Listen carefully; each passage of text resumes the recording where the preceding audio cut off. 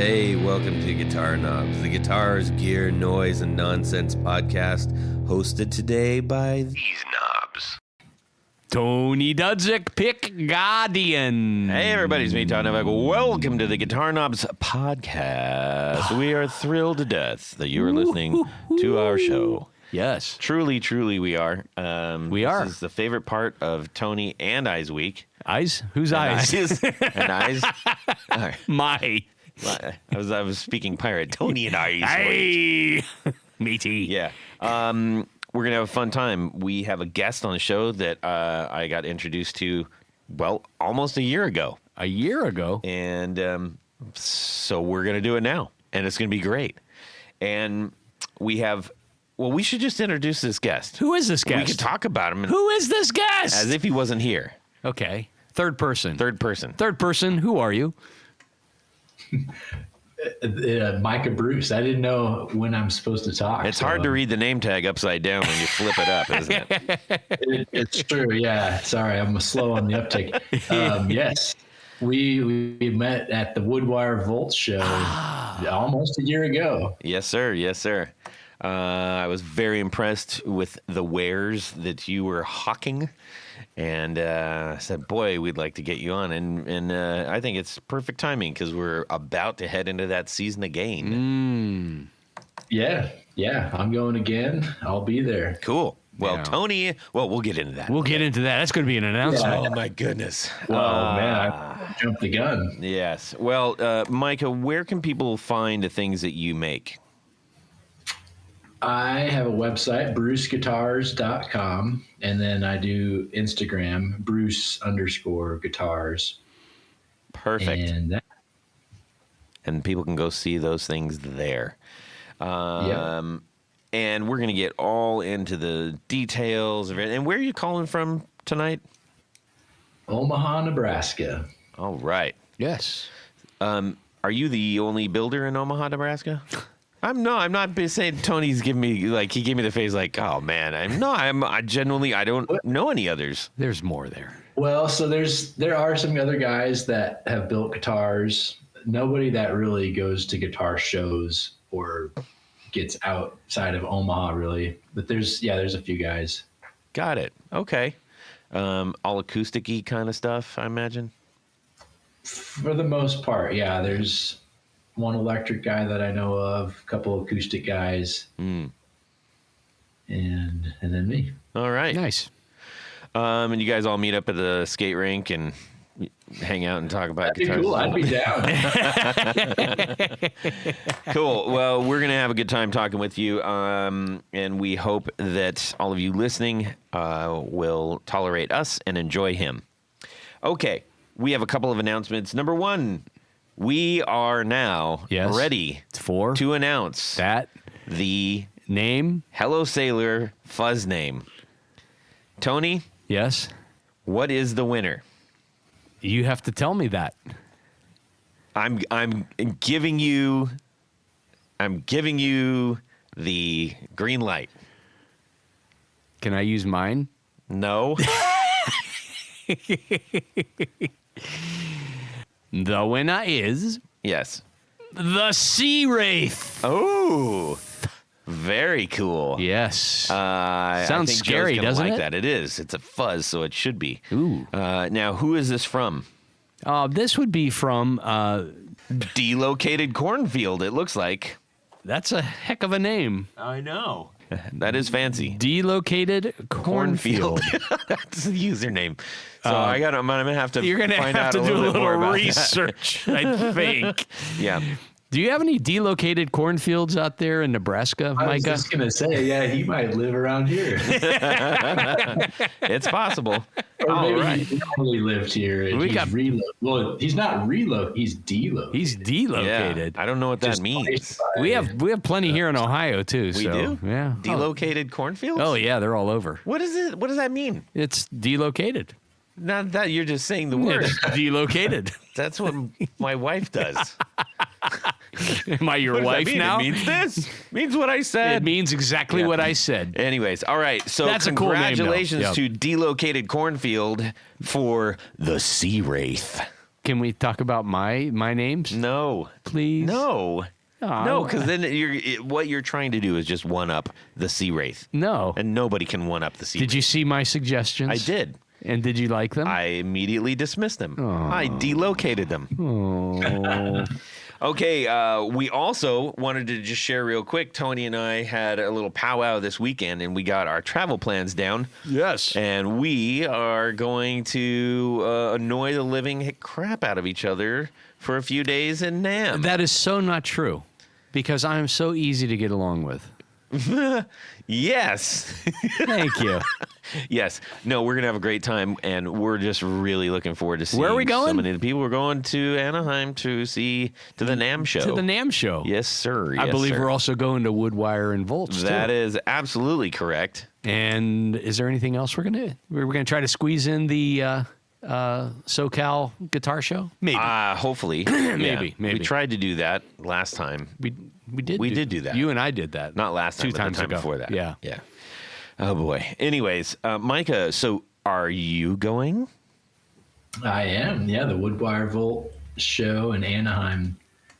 I will be there. Excellent. I can't wait to see these in person. Oh, yeah. It's going to be great. I'm very excited about that one. And that one is free to the public. Yeah. Which that seems a little open-ended. Well, Yeah, I think they made people pay last year. Well, they did. If it's at the same venue, it's not that big. So they may have a little crowd control problem, but we'll see. We'll see. yeah. Well, there are worse problems to have. Yes. So very, very excited. We're going to have a great time. And by the way, if you're going, and you want to connect with us, please shoot us a message. 'Cause Yeah, we we will to. exchange information. Absolutely. And maybe we can meet up for a beverage of sort. Yeah. And there's lots of people I can't wait to see there. Yes. So Excellent. Them's is our announcements. Nice. Why don't we get into what's going on in our music worlds this week? Oh, wait, you know what? What? We were just talking about this. I think this is worth mentioning as an announcement. Go ahead. And hey, throw rocks at me if you want, but Journey is doing their last tour. Good. What? Good. No, man. They're Don't stop. no, forget that one. That's one song. Micah, are you? If you're not, that's okay. But are you a Journey fan? I'm not a fan. I like some of those tunes, but Sure. I don't know the deep cuts or anything. Yeah, moderately dissociated from it. Delocated. Delocated. Boy, I Delocated chopped that Journey. one up. Yeah. Well, I'm excited because I'm hoping to take. I hope I get to take all my girls. Yeah. Good luck with that. We were just having a big conversation about like all the songs the other night. It was kind of cool because If for some reason you have an extra ticket, yeah, don't call me. I won't. Thank you. Oh my gosh, I've never seen you hate on anything like that. Well, no, that's not true. I've seen you hate on a lot of things. Anyways, Yes. I'm excited. I think that's cool. Well, good for you. Okay, now what's going on in our music worlds this week? Tony's going to kick us off, and then we're going to hear from Micah. Yes, Todd. Well, in today's mail, the December 2025 Vintage Guitar Magazine came, and who should grace the cover but John 5. Uh-huh.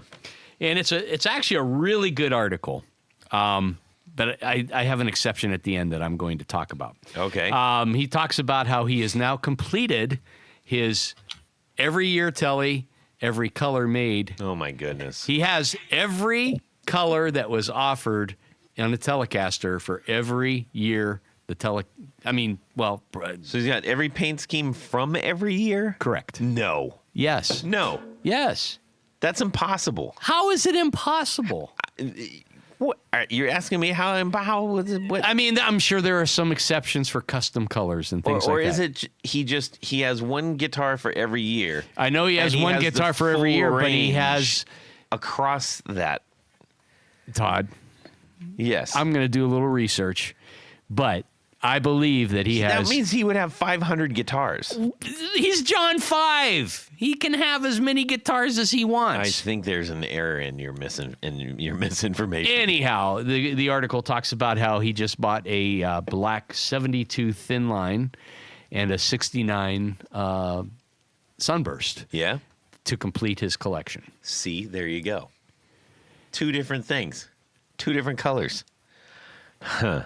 Micah, where are you sitting on that? Does he have 10 guitars from every single year? That'd be a lot of guitars. Yeah, which means he would have 50. It's 75. He'd have 75. He'd have 75 blonde guitars. So? Like from And 1950. 75. All right. No. John, if you're listening, could you give us a call and let's straighten Todd out? Let us know how many Telecasters you actually have. Thank you. Anyhow, he goes on to talk about it.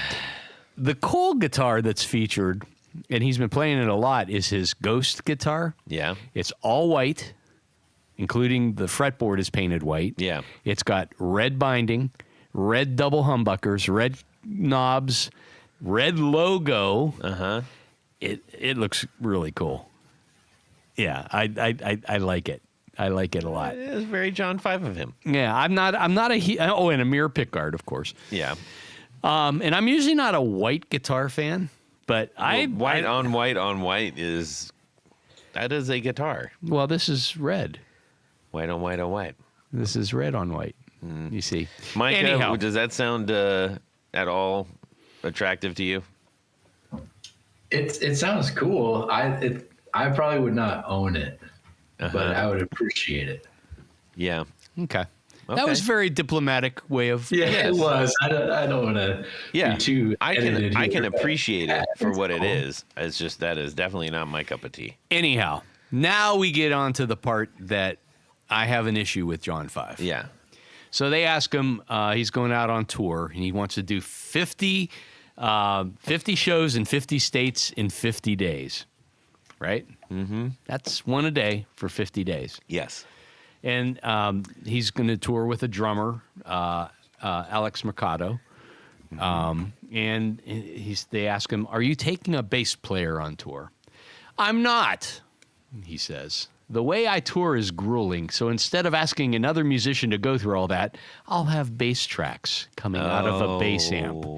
Yeah, and it gets worse. I saw Buckethead at the Dolby Theater in L.A. with just a guitar, amp, and cab. Everybody knows that John and 5 is some Buckethead, pedals. right? No, it's not. Like it was a clinic, and it was incredible. The place was packed. It was so inspiring and smart. So this tour will be just me and Alex, who's an amazing musician, can handle the rigors of the road. I love feeding off a drummer, so I'll always have one to play with. Now, here's the deal. I have a real problem with live music being played to backing tracks. Yeah. And this goes back, especially if it's just like a single person on stage. That's a little bit rough. And this was it. And this goes back to the 90s, maybe. Mm-hmm. And I was so excited. Bob Mould from Husker Du was coming here to Columbus. Mm-hmm. Yeah, tickets, yes. We get there, and it's at the LC or whatever it's called these days. You know what I'm talking about. Yeah. And the stage is empty. Uh-huh. Out walks Bob Mould. Yeah. He pushes a button, and the tracks start to play, and he plays along. This is like, and for those of you who have gone to a NAMM show, this is like the, as I call it, karaoke guitar. Yeah. I hate it. So the rest of UB40 wasn't there either? Huh? Husker Du. Husker Du. Uh-huh. Do you know Husker Yeah, Du, the I'm band? familiar, I'm familiar. Also Sugar. Yeah. Yeah. Okay. Cool. So there's where I have an and I'm kind of surprised, but maybe he's used to doing clinics and things like that, and just showing up. But I guess it could be worse if he were playing to drum tracks and bass tracks. Yeah. Then it would truly be a NAMM show. But anyhow, Frank Black is Buckethead. No, Frank Black is not Buckethead. I can guarantee you, Frank Black is not Buckethead. Colonel Sanders might be Yes. Buckethead, though. Okay, There you go. Micah, what is going on in your music world this week? My music world. So I'm in Omaha. I drove down to Kansas City on Saturday. Does that count as this week? It was. Yeah. Do you have some barbecue? So I didn't have. I had tacos, and they were good tacos. Yeah. You can get a little closer to Mike, I think, if you want to, I think. Oh, okay. Is that better? Yes. Oh, yes. Yes, thank you. Ariel Posen played, and it was very nice. He had a 3-piece, him and a bass and a drum player. Mm-hmm. Pretty sweet. What? No bass tracks on through the bass amp? tracks. None at all. Well, that's kind of cool. That was cool. It was a really good show. He's And- pretty good. Yeah, he's great. Yeah, he'll do. He'll do for a Saturday night. Well, it's interesting because I think he's one of those few artists that kind of like can sit between a lot of people's leanings as far as music goes. Yeah. You know, country, rock, a little bit Yeah. progressive. Yeah, I'd say that. Yeah, he covers a big spectrum of the music swath. Micah, where do you kind of sit in your musical leanings?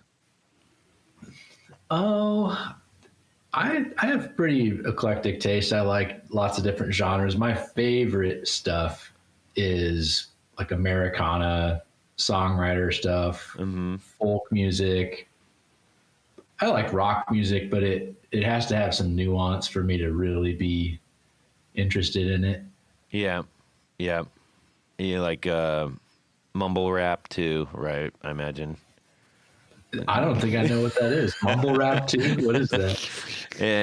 Well, don't play stupid with us. If you have to ask. That sounds about right. I think that obviously fits the kind of guitars that you're making too. So Yeah. That's cool. Yeah, I used to love bluegrass and stuff, but I still do, but I'm not so obsessed with it like I once was. So Got to plug in, give us a couple of your top bands that you might be listening to on a given week. I love Jason Isbell, Dawes, Wilco. A band called Midlake just came out with a new album. What else do I like? That's about the most like Americana singer-songwriter like flannel band I can think of. Midlake. Midlake. Yeah. Yeah. Oh yeah. I'm sure they're very good. I'm just saying, like, boy, you nailed the name. Oh, the name. Yeah, definitely. Yeah, stuff like that. Okay. And then, Julian Lage. I'll listen to instrumental stuff. He's guitar really player. good. Really good. Wow. Nice. I remember seeing him the first time on Instagram. I was like, I must have watched that initial clip 10 or 15 times. I was just, I was so impressed. Yeah, he's incredible. Nice. Very cool. All right. Well, that's a good one. I searched the indexes of phraseology Wow, and that's all you can come up with, right? That's a good one. you mind your phraseology. As for you, Todd. As for me, well, I had some other things happening, but I was so excited about this pedal that we got. Yeah.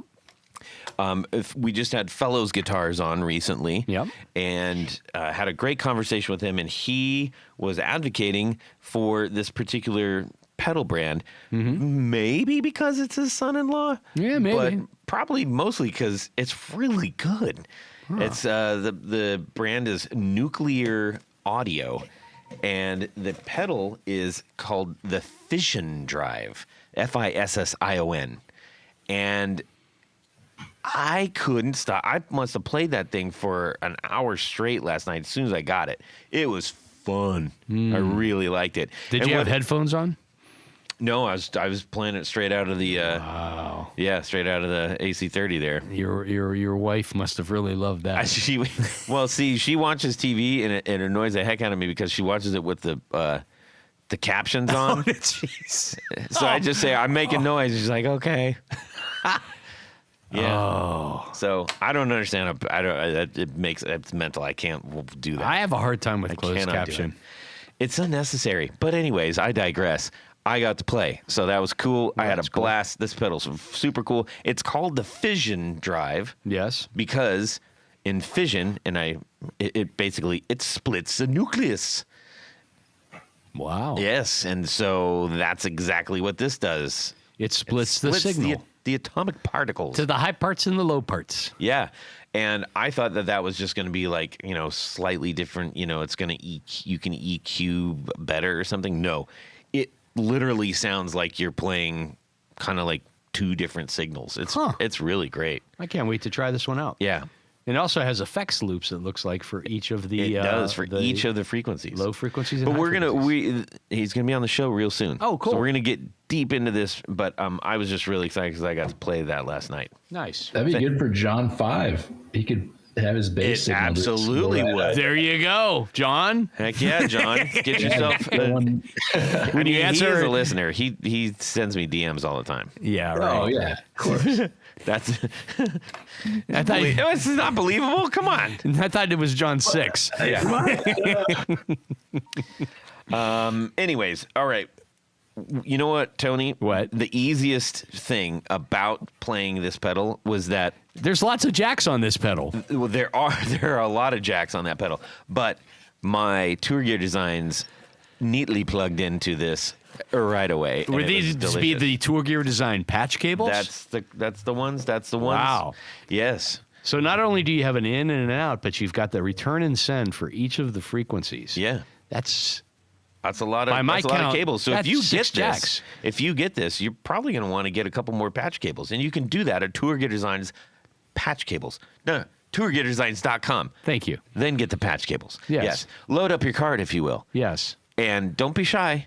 Then hit buy or purchase or whatever it says on there. But don't worry, you're going to have a chance. What that's going to do is that's going to signal the internet operator to give you the coupon code area. Yes. And you're going to put in what? I believe it's the guitar knobs, all lowercase, all one word. Right. And how much do you save, Micah? That's right, 15%. And then they'll send them right out to you. So thank you to Tour Gear for sponsoring our Four on the Floor. Let me get a little bit of this. 1, 2, 3. Four on the floor. All right. Micah Bruce from Bruce Guitars. What is your Four on the Floor? My 4 on the floor are the Boss RC20 is my number 1 pedal. Boss RC20. Okay. Yes. Did Casey Kasem just come on? Yeah, It's very sultry. It sounds very nice. The Boss RC20, it's outdated. I should probably get they have several other ones now. Oh, And yeah. the RC500 is kind of like the next version of that one. Yeah, that one is. I've been thinking about getting it, but the RC20 tried and true. I basically learned guitar with that pedal. You throw down a rhythm track and just noodle over top of it. Songwriting, that's great. Yeah. For those that don't know love what it that. is, that's a loop station. Loop station, yes. Loop station with 2 pedals. I do have the 1 pedal one. Couldn't do it. I Yeah. need the 2 pedals. And yeah, RC500 would be definitely a good upgrade. Yeah. Well, Santa Claus is coming to town. So I know it. And it looks, it's got 3 pedals. I just pulled it up and it's prettier. it is. It's a good It looking records pedal. I mean, much better. The sample rate that I do, the RC20 is pretty bad. So if you're actually using it live, you'd want to step up. Yeah. And you probably want to get some Tour Gear design patch cables because I see a lot of jacks on that one. yeah. A lot of jacks. So that's loop station. Okay. RC20.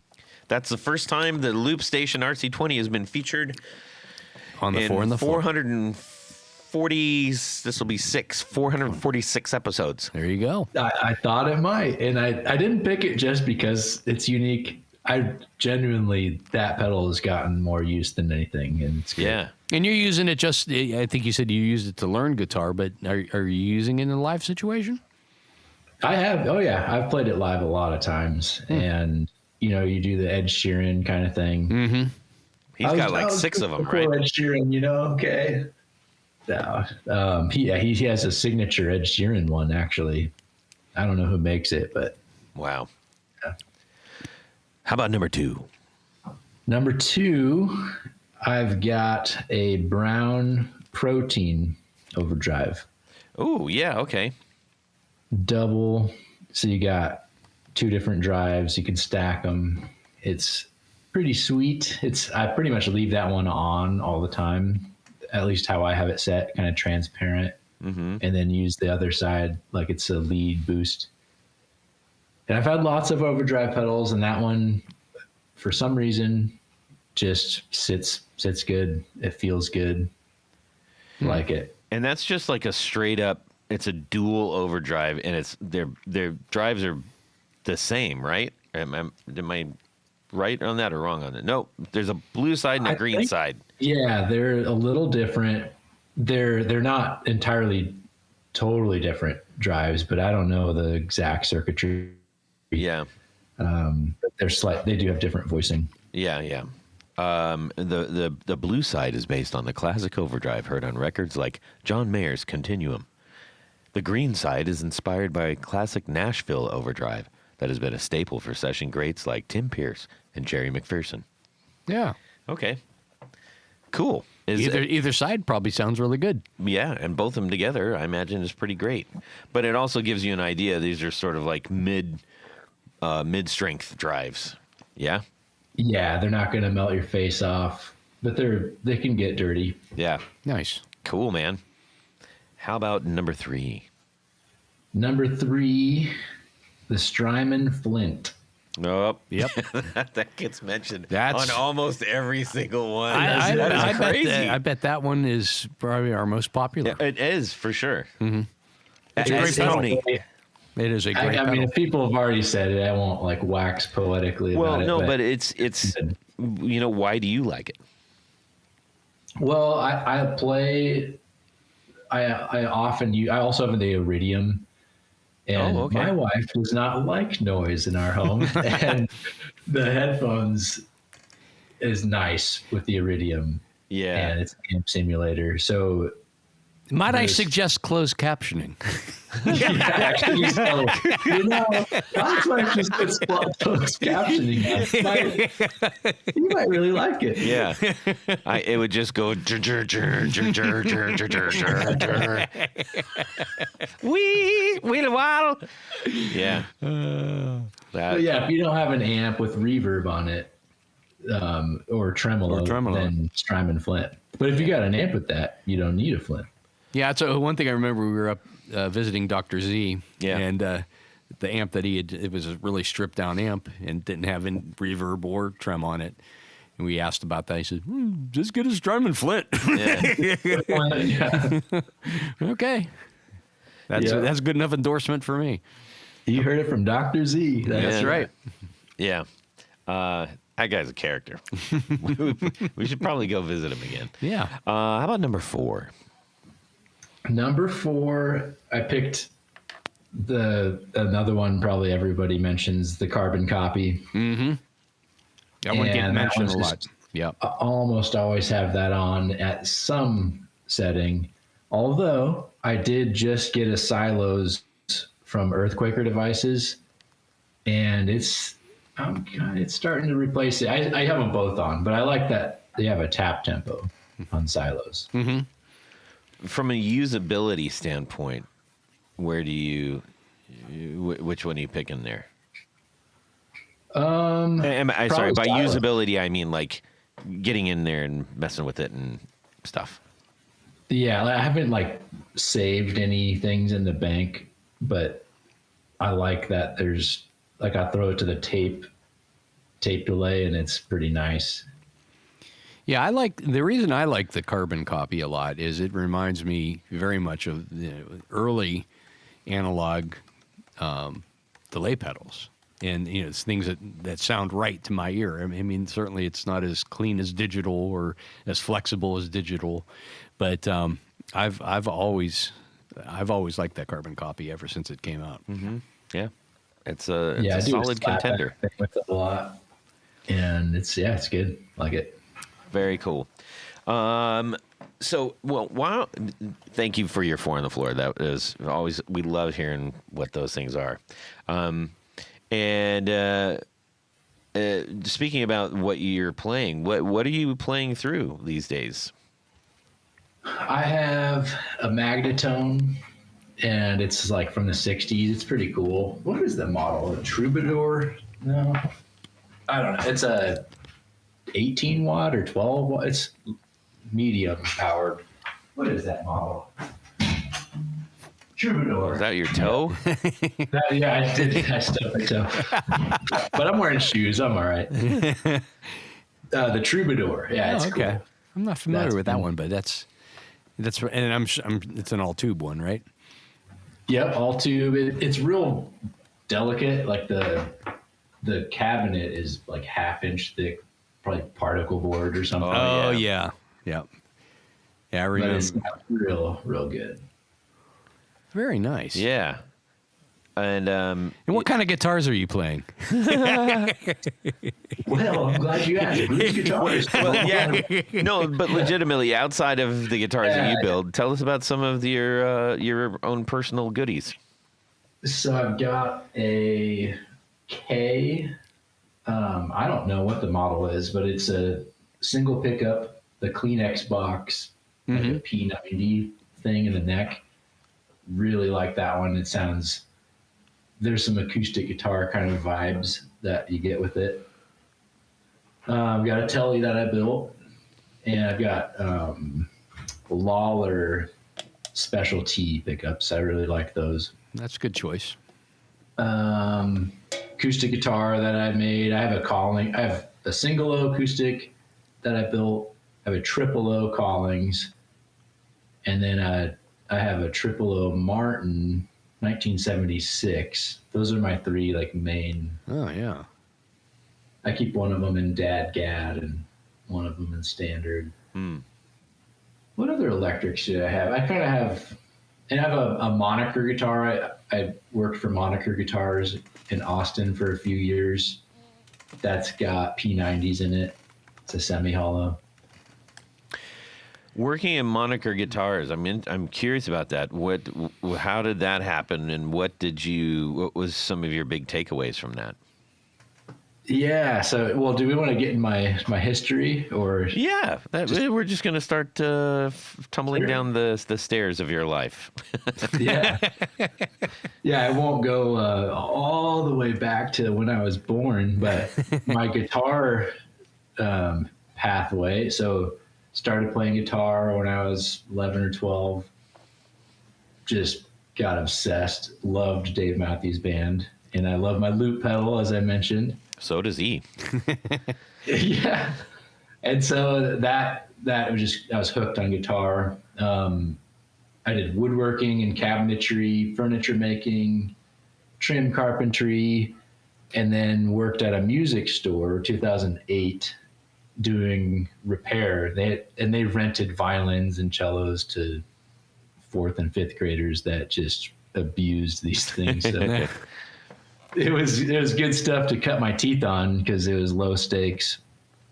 And then I moved down to Austin in 2010 and worked at Collings Guitars. Oh. And that's when my world really just, my mind opened up to everything.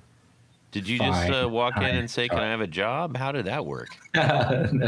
Not quite. I did have the woodworking background that helped a lot, but I did not go to Lutheran school. Right. And so that was a unique thing where I didn't go to school. So I met a guy at a bluegrass festival, and Collings they like donate guitars to certain bluegrass festivals. for the guitar playing competition. So they were connected with the Walnut Valley Festival in not Lawrence, Kansas, wherever it is. Where is that? Somewhere in Kansas. And so I met some Collings people there. I said, hey, yeah, I wouldn't mind working for you. And yeah, you don't interview, you go and you audition. That's, at least at the time, that's what they called it. They want to see like what you can actually do with your hands. Right. So you brought in your paper towel holder and said, And the stool I made. Look at this. Yeah, right. Yeah, I was like, well, Here's a Kleenex box cover. It's parquet. It looks beautiful. You're hired. No guitar.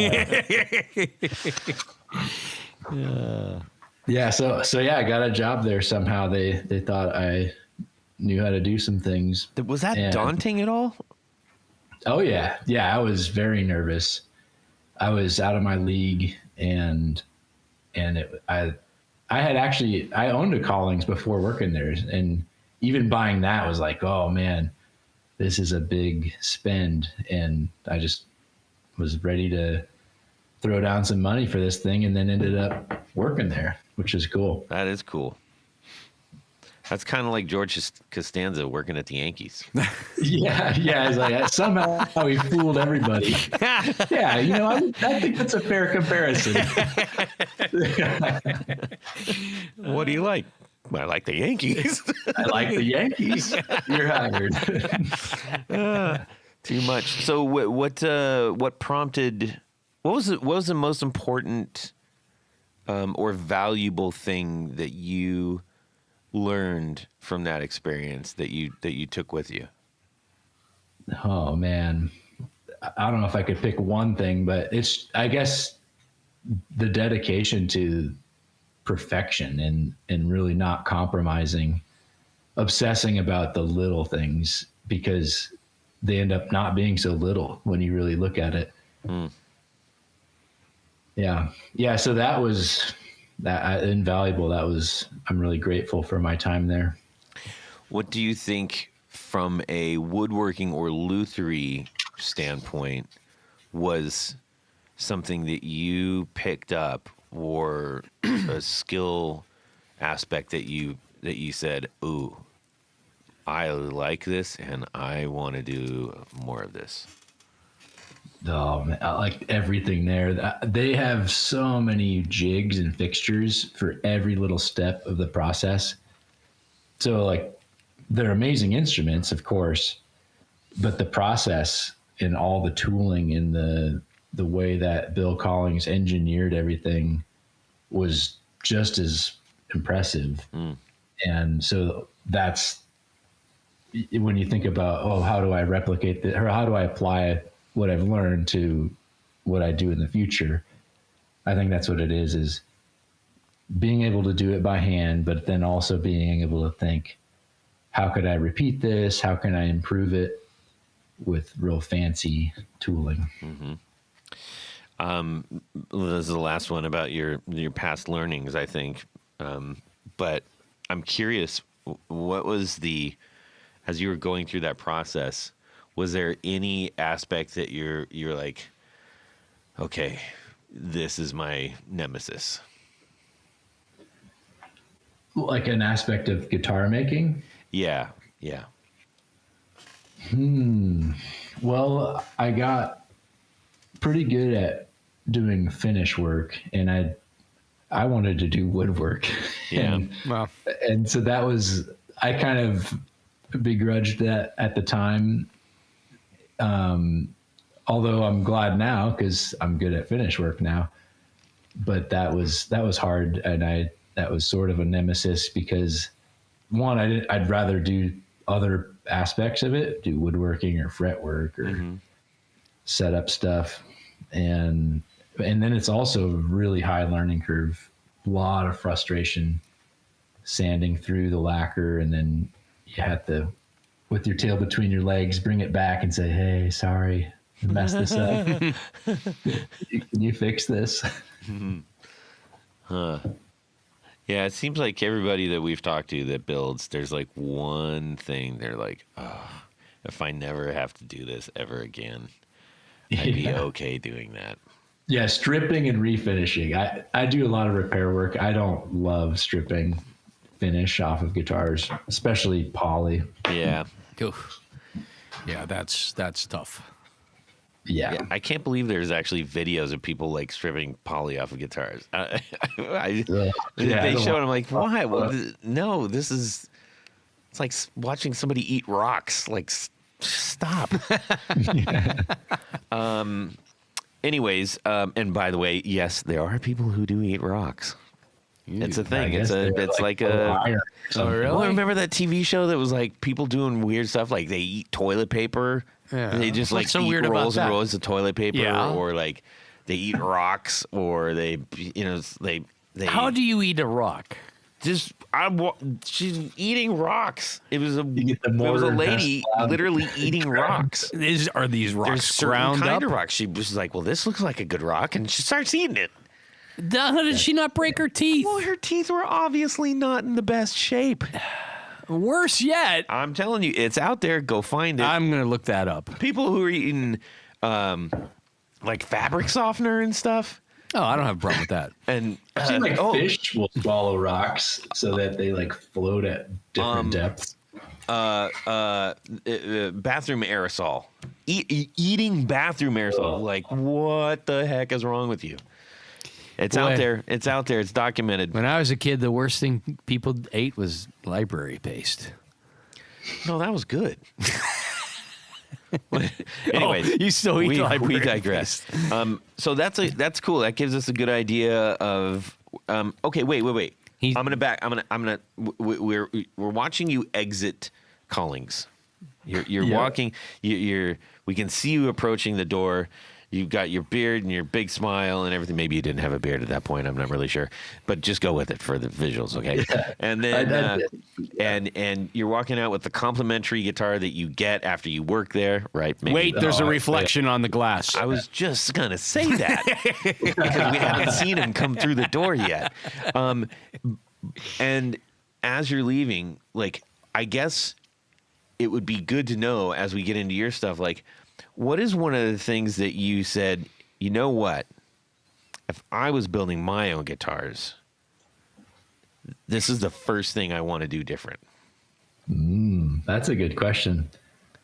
There weren't a lot of things, honestly, like that they really get it right. So stylistically, more just not aesthetic. because they were doing it bad. I'm not suggesting. Yeah. that. Oh, totally. And then there is an aspect of like the ultra perfection that can be sterile. Again, I'm not hey, I own and have owned lots of Collings guitars, but when it's so perfect, it almost doesn't invite you to play it. And I know a few brands that are kind of like that. or you throw it in the case and it's too nice, I don't want to play it, and then you never even play it. Just play the thing.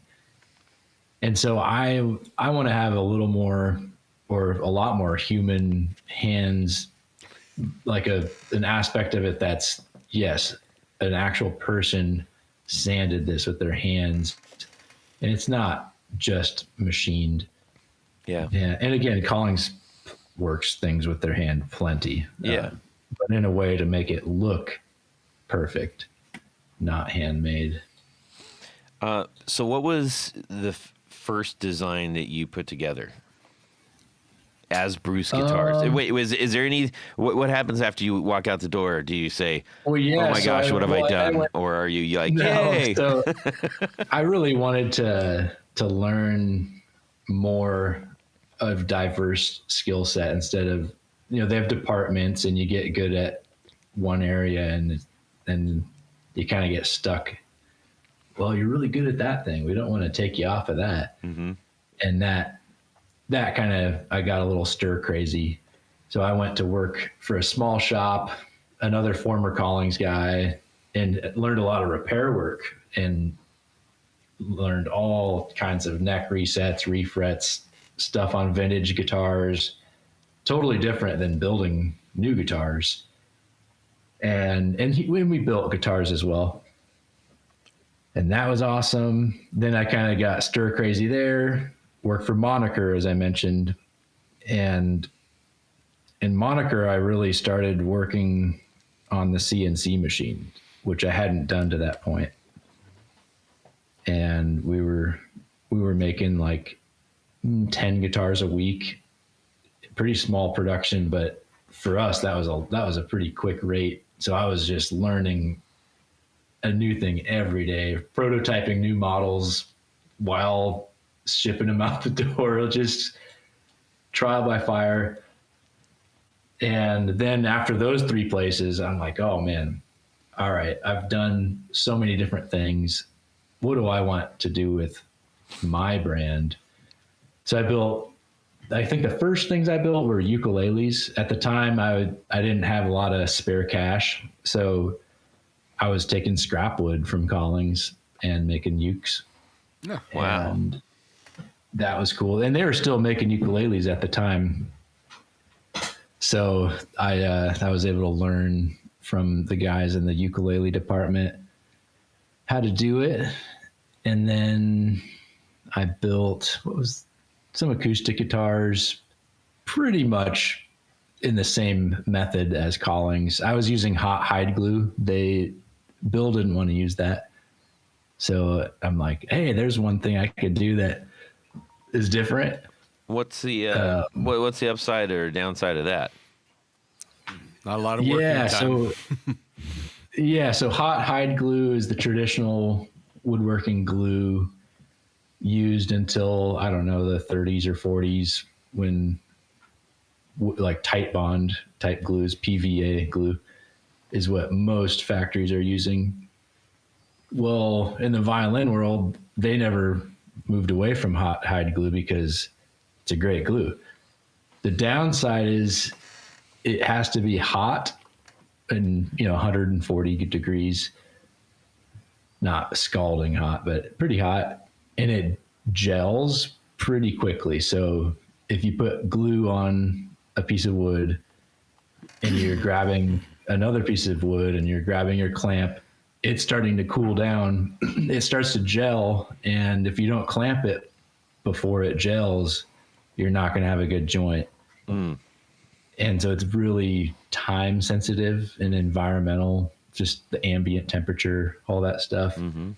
Not very good for a production setting. Right. No. Sounds like you like to tie your shoes with oven mitts on. Yeah, I can choose to do the hard things, almost like a glutton for punishment. Somebody called me once. Have you ever used or ever tried fish glue? I have. Yeah, it promises to be like hot hide glue. I don't like it. It didn't seem to be as strong, and I've heard of some of the fish glue failing. I've heard a couple other luthiers talk about it. So I have a bottle of it in the refrigerator right now. I've never used it. Huh. It's great on toast. It's great on toast. It is edible. In fact, hide glue is edible. Yeah. Only if you're eating rocks. Yes. Oh yeah, yes. It pairs really well with rocks. It just helps them go down easier. Yeah. Oh dear. So you started getting that stuff going, and then you had. And you're still in Austin at this point, right? Yeah, still in Austin. Mm-hmm. Did you start Bruce? Okay, when you moved back, you started Bruce. Pretty much. I started a few years prior. While I was still working for the other guys, just on the side, seeing how it goes. And then 2017 moved back to Omaha, and that's your hometown. Was married, and we had one little girl, and my wife was pregnant with our second, and I'm like, it's time to go back home. Yeah, and I'm a Midwestern boy. Yeah, so it's good. That's cool. Yeah, Austin's interesting place. Keep Austin really weird. Fun. It is weird, yeah. Yeah. A lot of my friends, when I was living in California, moved to Austin, and I went to Austin. I'm like, you basically just moved from where we left. What are you doing? In certain aspects, it just not location, Tony, not location. It's just there's certain areas. It's like, wow, the traffic is terrible. It's very expensive. Areas are crowded. It's very commercial. In some places. So, anyways, So tell us about your shop. Did you just start building in like spare space, or did you have a shop that you actually set up? Yeah, so I have a shop. I've had lots of when I first moved back, I rented this real crappy, tiny, I don't know, 400 square foot room in this big industrial warehouse. Wasn't even heated or cooled, and I had to do a bunch of stuff to it. It worked for a bit. Was at a different shop, and then I 3 years ago bought a house, which is where I'm sitting right now in the front room, and the house is in a commercial zoning. Omaha has like cities planning zoning. So you can't run a business just out of a house unless it's in a zone that allows for that.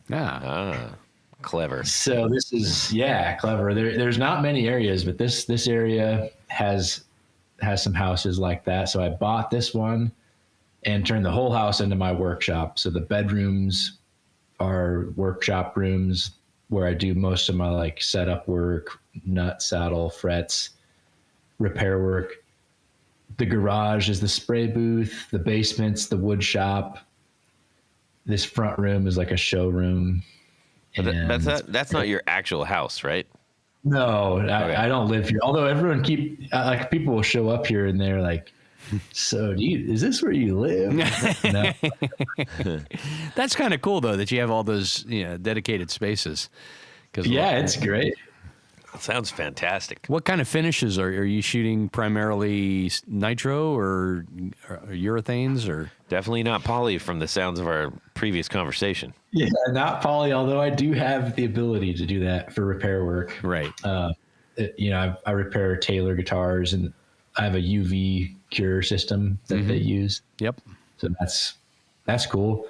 But on my stuff, lacquer, nitro lacquer. I have a couple different ways of doing that. I sometimes will spray varnish on acoustic guitars, and then I also sometimes French polish. I like that. So, do you, in addition to spraying varnish, do you then rub it after that, or?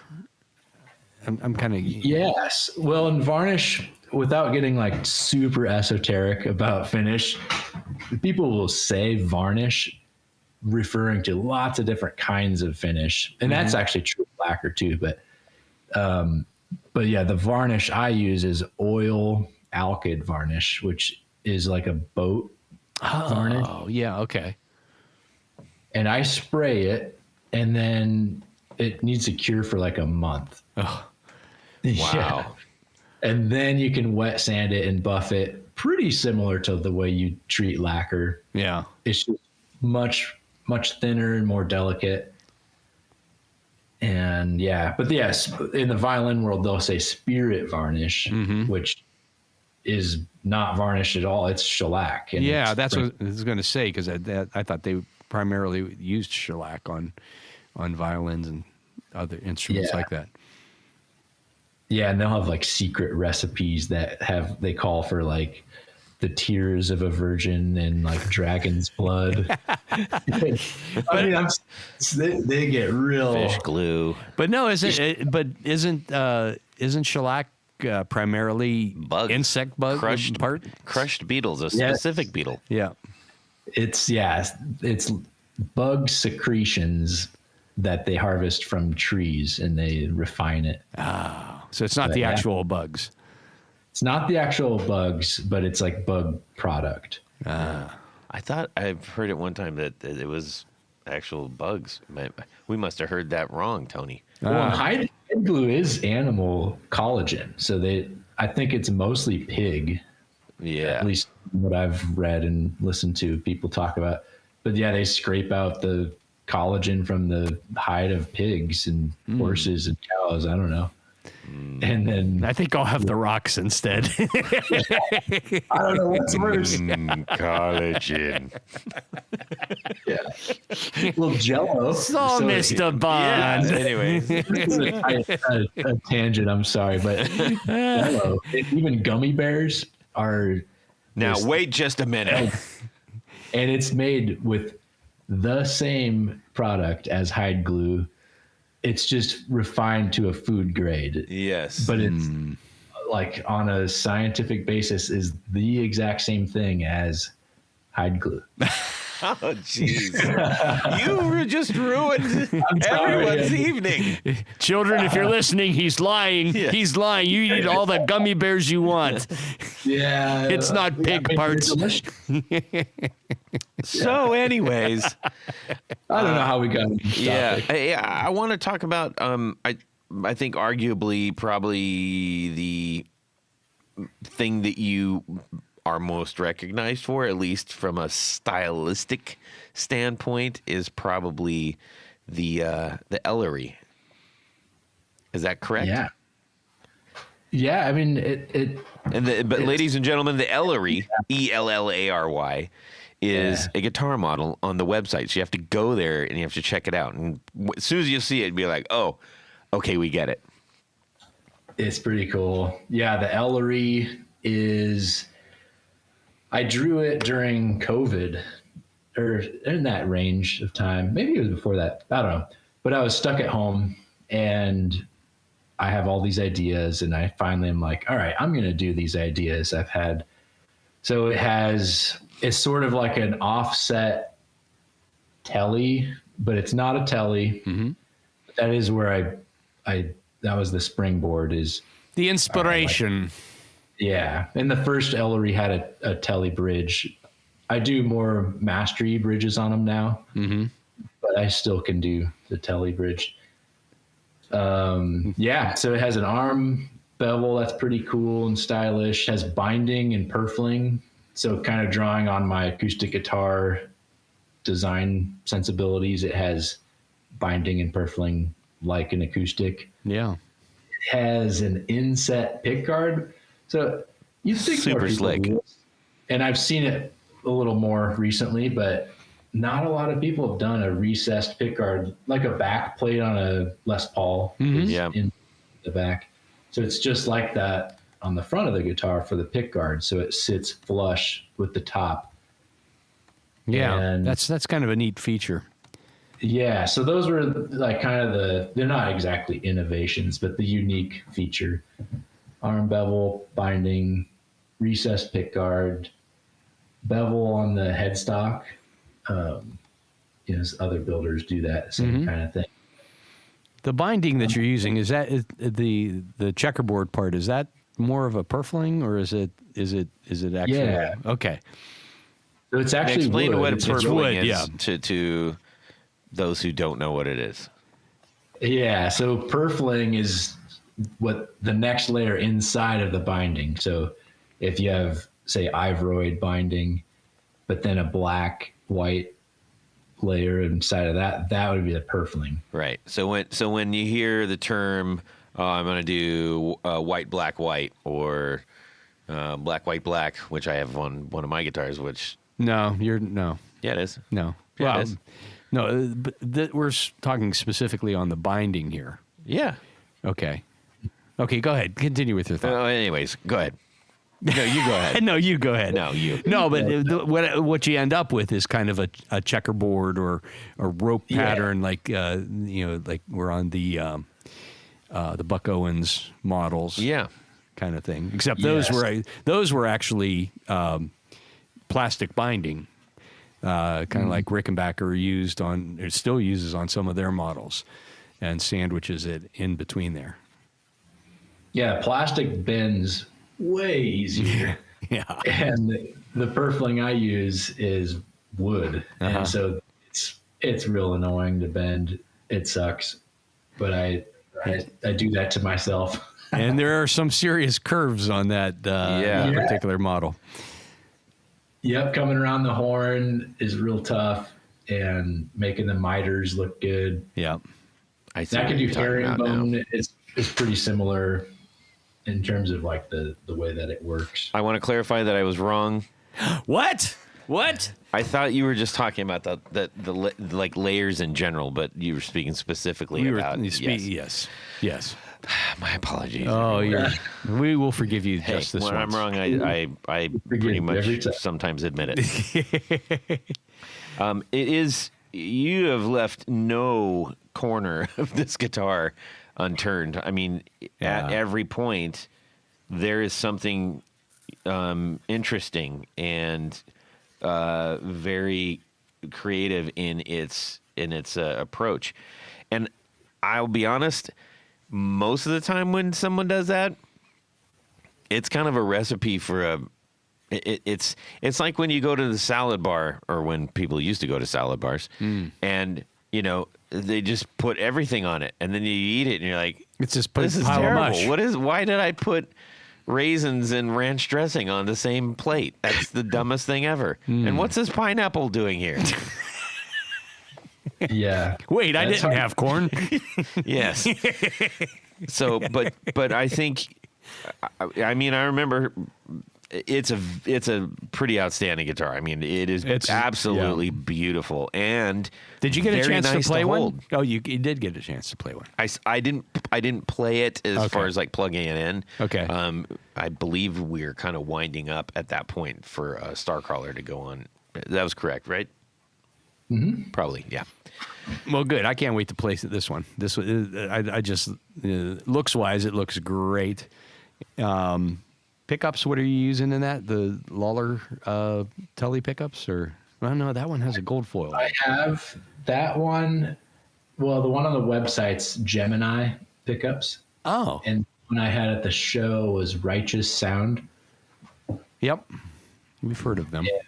Yeah, the next few I'm making are Righteous Sound. The one I'll be taking to the show. Yeah, that's Yeah. what Fellows is using. Fellows guitars. Cool. Yeah, they're such cool pick. They look really cool. They sound great. What's your favorite pickup combo? Oh, that's a tough one. I really like P90s, like a single coil, but that's not wimpy. Or a really clear sounding humbucker PAF kind of thing. Mm-hmm. And or like a Telly bridge. That's all those are kind of in the same. I don't play super high gain things or any of that. Yeah, I mean, have you tried Filtertrons? Yeah, those are good. Those are really cool. We did those a lot at Moniker. We had a TV Jones on not half the guitars, but quite a few of them. Yeah. Yeah, those are great pickups too. I mean, lower output. I'm using Curtis Novak pickups on my Jane model, and those are a gold foil. Yeah, let's talk coil. about that really quick. Yeah. So that one's another model of mine that's innovative in a different way, but then also not innovative in terms of looks. Yeah, it kind of reminds me of an old K. Exactly. Especially with So a I pick guard love- like that. And I mentioned I have a K. There's a Harmony on the wall. There's a Super O. There's another Harmony. I just like those guitars, Yeah. but they're all crappy and they all need new necks or refrets at least. But Yeah. the Harmony Stratotone is what I've been inspired by for the Jane, and I love that it has a spruce top. Being an acoustic guy, it's got a spruce top. The pickguard and spruce look really cool. Have you ever used blue spruce? Spruce? I've thought about having a model called. It just feels too cheesy, but it does rhyme. It's true. Yes. Yeah, so I made that, and of course I have to get complicated, and I made mine fully hollow and braced it with X bracing. I see like an that, yeah. acoustic guitar. Wow.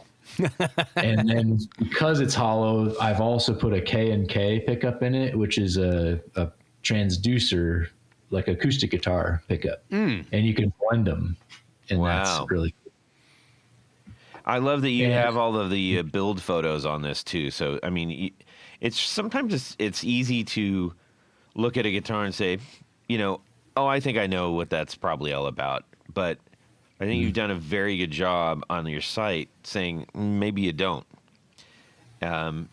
because the craft element in here is very strong, and that's when you look at those guitars, specifically talking about the ones that we were just referencing, the Ks and Nationals and stuff. Yeah, it isn't the best experience when you pick one up and you're like, this thing feels like it's gonna fall apart before I put it down. Yeah. But clearly, you've taken that to a much higher craft level. Well, thank you.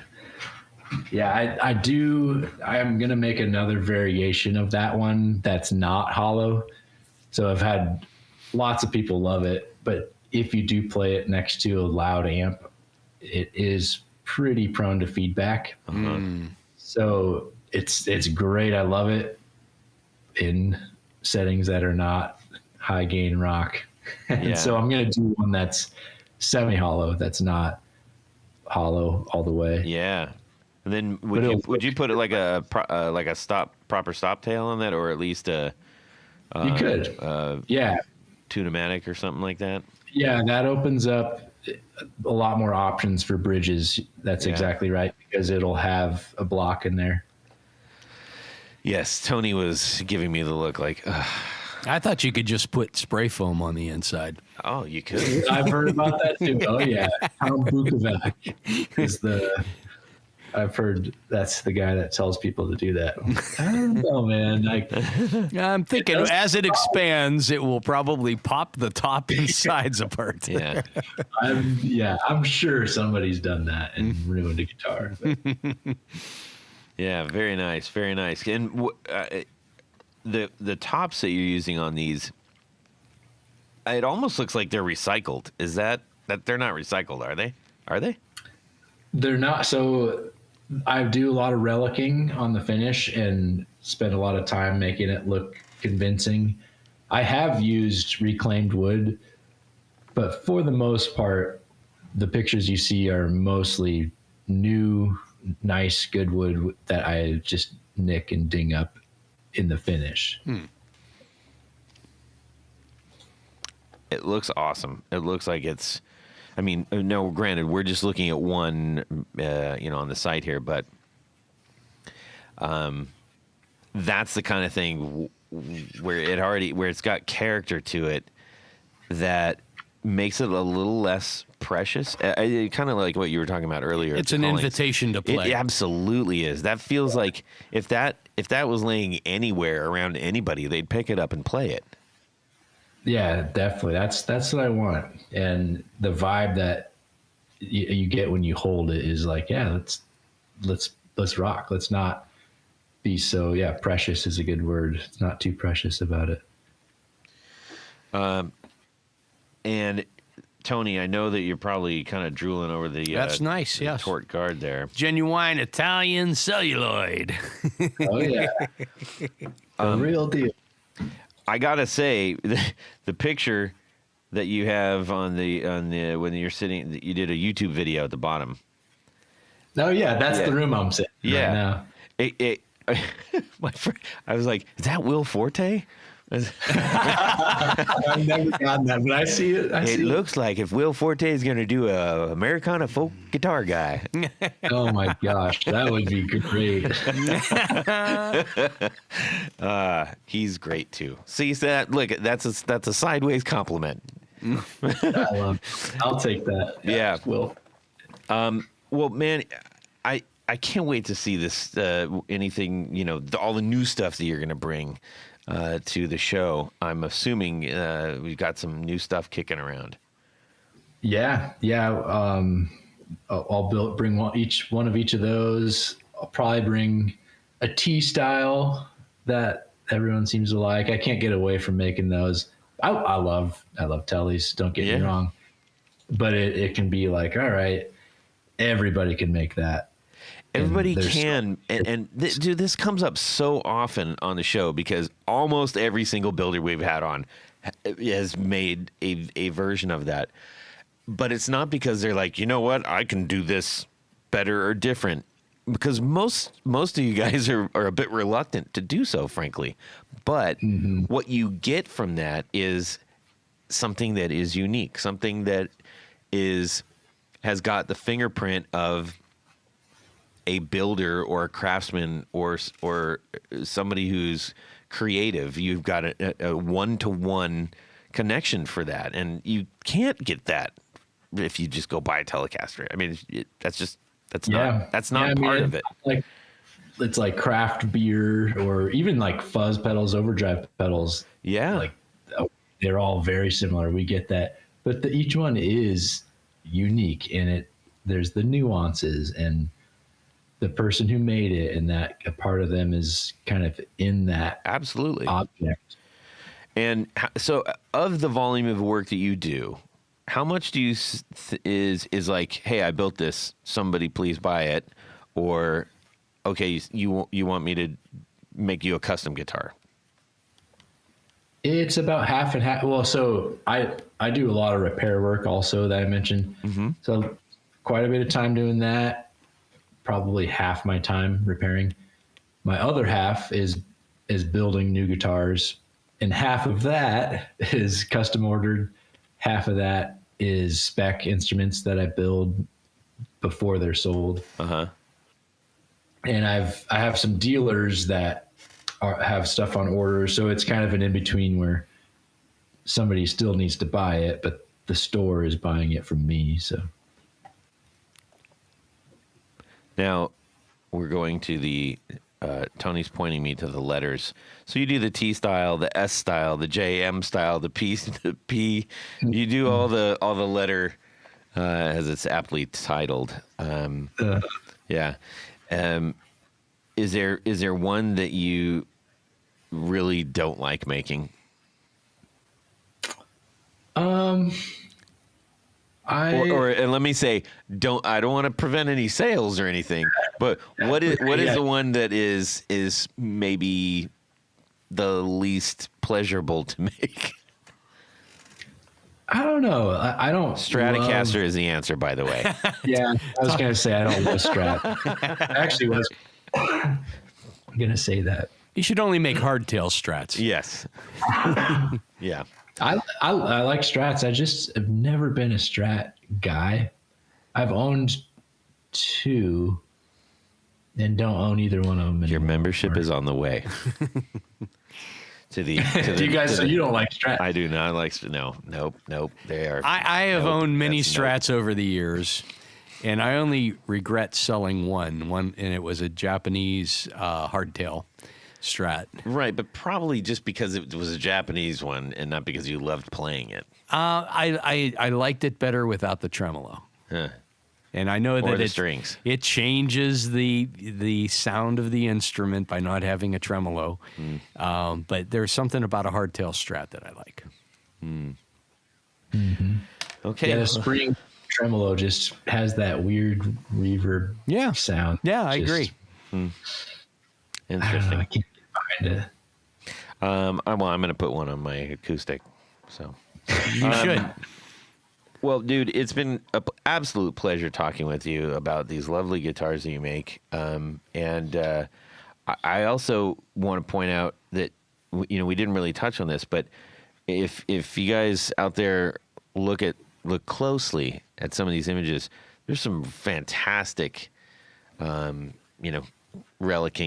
/ aging and stuff going on. I think you had a turquoise telly in there where like the edges were, dark and just grimy, and it looked awesome. I dig that. Yeah, I know the one you're talking about. That's a good one. Yes. So please go and make sure you look at all the things at Bruce Guitars, and heck, go get one yourself. Why don't you? It's Christmas time. Treat yourself, because no one else will. And if you're going to be in Anaheim in January, go to Woodwire and Volts. Absolutely. And check these out in Poison. Indeed.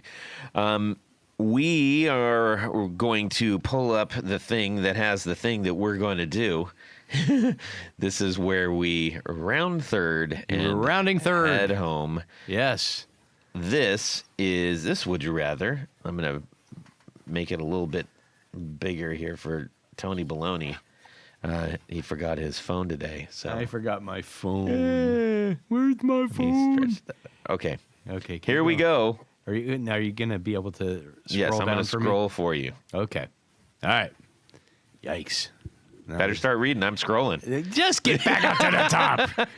You know, Todd, at this point of the show, Yes. there's a little game that we like to play. Would you rather? Yes, would you rather? That's the game. So let's go back in time to 1978 or 79, around the time. Who's this from? Oh, this is from our friend Caribou Gone. Yes.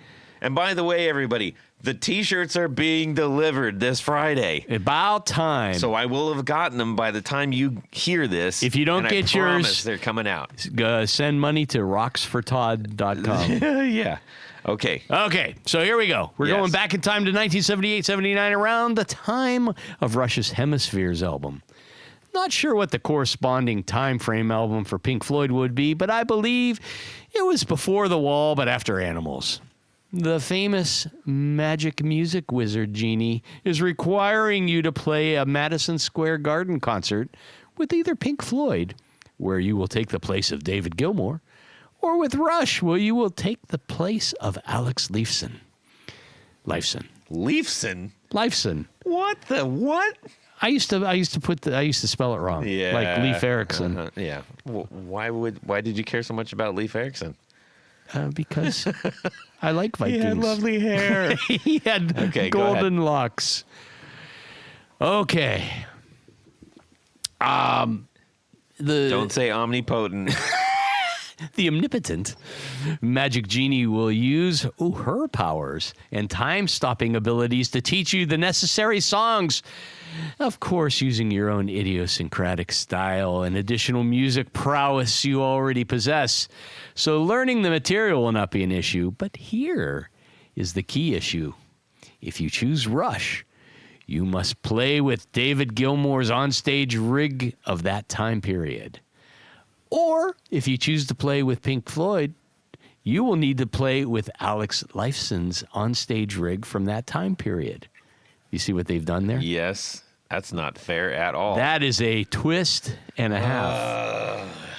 Of course, you will have the guitar tech for each rig at your service along with all their guitars. So you will play the Pink Floyd show with Lifeson's rig and guitars, or you will play the Rush show with Gilmour's rig and guitars. Question mark. There's no question. Both shows are sold out, and you will not be able to partake in any groupies or chemicals or non-musical situations that might influence the choice. Which would you rather? Ooh. Okay, that was a very good one. Thank you, Caribou Gone. Yeah. Very tricky. Tricky. I see what he did there. That's not fair. So, Tony, Yes. why don't you... So, let's clarify. Yes. Okay, so we got David Gilmour with like a pretty heavy dose of modulation and a Stratocaster, and you had Lifeson, Yes. with a little bit of modulation, more drive, and his Probably Les Paul. Well, it could be Les Paul, or he could be playing a 335 at that time. I'm not sure which. We'll say Les Paul. Well, no, let's go 335. 335. Yeah, Let's go 335. He would have been doing both. You're right at that point. Yeah, I mean, I seem to remember. Okay. He might have even been playing the double neck Rickenbacker. Oh. There you go. Did you throw up a little? No, actually, I would prefer. I'd take a triple neck Rickenbacker over a Stratocaster. Triple. Anyways, okay. All right. Tony Baloney, we're gonna go. I think I would choose the Pink Floyd show filling in for Gilmour with Lifeson's rig.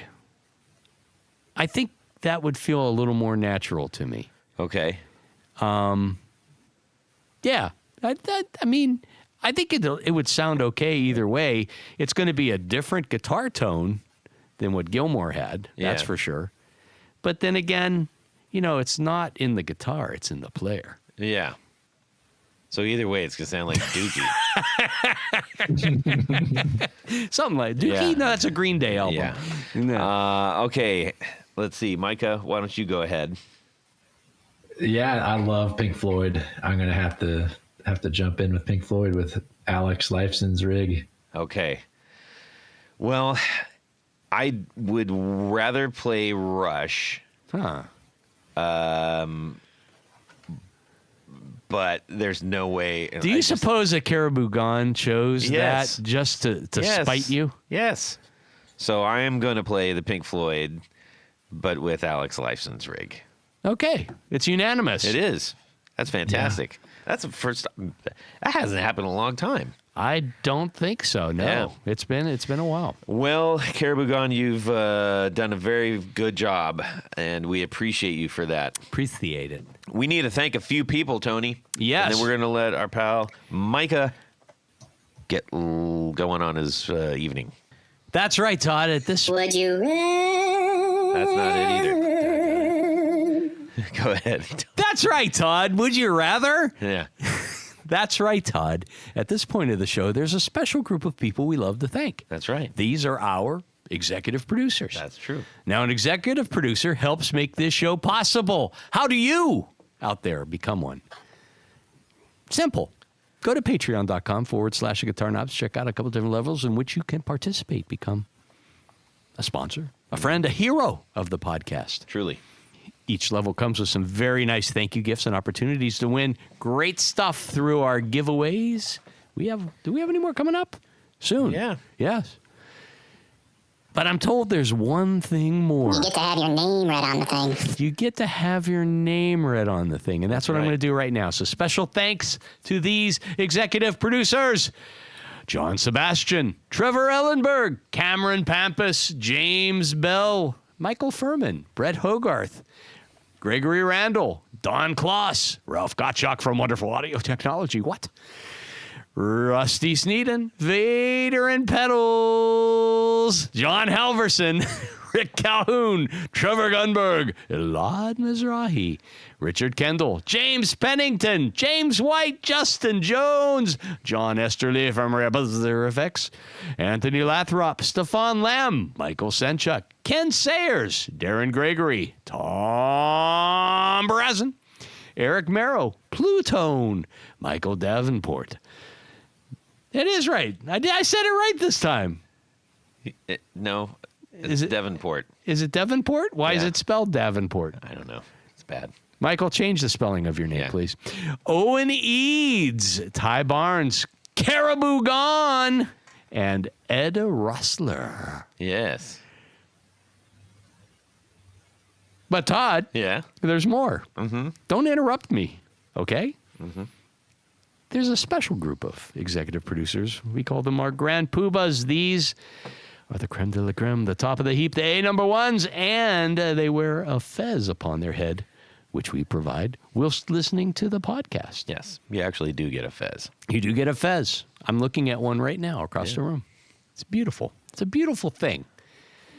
So special thanks to these Grand Poobahs: Martin Cliff, Anthony Gemalero, Billy Spitfire Unlimited, Bob Crouch, Brian Robinson, Cody Foster, David Kaminga, David Tyndall, Enrico Fernando, Fox Hill Studio, Hex Matos, James Pennington, John Williams, LSJ Music Company, Matt Hart, Michael Van Zant, Michio Murakishi, Moon Guitars, Paul Von Eppinger, Sam Jett, Steve Keys, Tyler K.C. Rhines, Zach Oswald from Brandon Wound Pickups, Pedro Vasquez, Gregory Randall, Jonathan Labate from M2 Labs, James Castellano, and Kenny Howe. Outstanding. Thank you guys so much. I was very encouraged actually this week. You know, we don't really know what happens beyond the show as much, but I got a message from Ty Barnes. Oh, yeah. And he said, I was just talking with Rusty Steen, and I was like, man, How cool is that?